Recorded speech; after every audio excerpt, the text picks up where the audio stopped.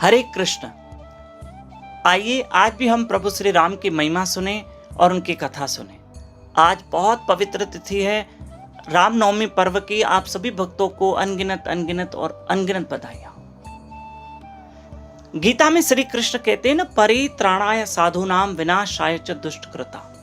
मैं दुष्टों के विनाश के लिए आता हूं और भक्तों की रक्षा के लिए आता हूं। भगवान वास्तव में इस संसार में आते ही अपने भक्तों के लिए। ठीक है, भगवान आते भक्तों के लिए, पर साथ साथ दुष्टों का भी विनाश करके जाते हैं, दुष्टों का भी अंत करके भगवान चाहते हैं। जैसे त्रेता युग की बात करें तो भगवान श्री राम ने इस धराधाम पे आकर कुंभकर्ण और रावण का उद्धार कर दिया, उनका अंत कर दिया। चाहे तो प्रभु साकेत धाम में बैठकर, अपने लोक में बैठकर, प्रभु अपने धाम में बैठकर वहीं से उन असुरों का अंत कर सकते थे। तो फिर भगवान श्री राम इस धराधाम पर क्यों आए? अपने भक्तों के लिए। भगवान श्री राम आए हैं तो हनुमान जी के लिए, भगवान श्री राम आए हैं तो भक्त केवट के लिए, माता शबरी के लिए, सुग्रीव महाराज जी के लिए, विभीषण महाराज जी के लिए, भरत महाराज जी के लिए, लक्ष्मण जी के लिए, शत्रुघ्न जी के लिए। भगवान आए हैं तो अपने भक्तों के लिए।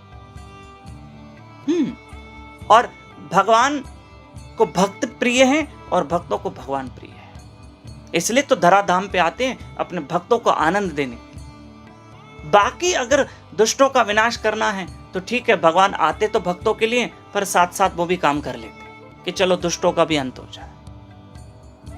और भगवान के चरणों की महिमा करें तो मेरे श्री राम के वो पावन चरण, जिन चरणों से गंगा निकली है, ये वही पावन चरण जो भगवान राम ने अपने चरण जब शिला के ऊपर रखे, एक पत्थर के ऊपर रखे, तो सुंदर स्त्री अहिल्या प्रकट हो गई, उस अहिल्या का उद्धार किया।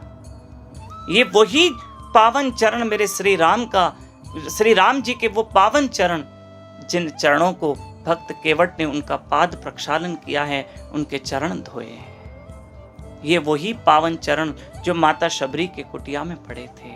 ये वही पावन चरण जब भगवान वामन बलि के पास गए थे। भगवान वामन, प्रभु का एक अवतार भगवान वामन जब बलि के पास गए थे तो बलि के ऊपर भगवान ने एक चरण रख दिया था। तीसरा पग भगवान वामन ने बलि के ऊपर धरा था और बलि का उद्धार कर दिया। ये वही पावन चरण है। इन्हीं पावन चरणों का हमें भी आश्रय लेना है। प्रिय बंधुओं, मेरे हरि का भजन करते रहो, मेरे श्री राम का भजन करते रहो। और परसों मंगलवार 8 अप्रैल कामदा एकादशी है।